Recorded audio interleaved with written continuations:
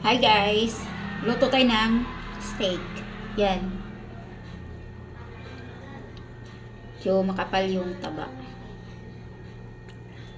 Lagyan natin siya ng paminta. Maraming paminta guys.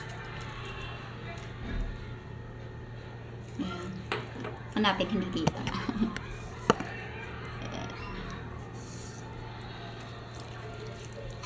Yan. Irarab natin. Tapos lagyan natin siya ng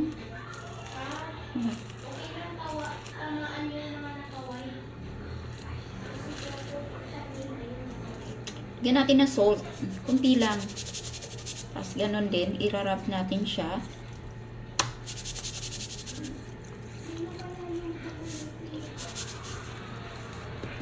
Then, naglalagay din pala ako nito guys. Ito.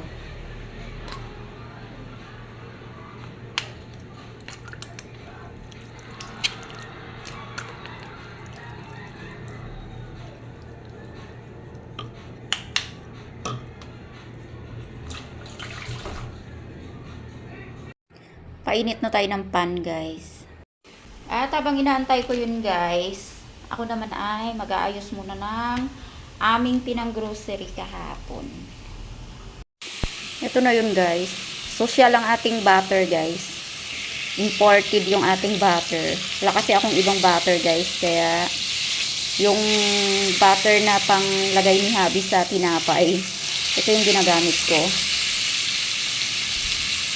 No choice. Ay. Yan.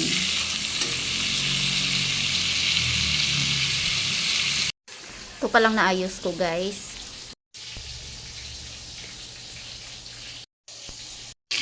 Lapit na maluto guys.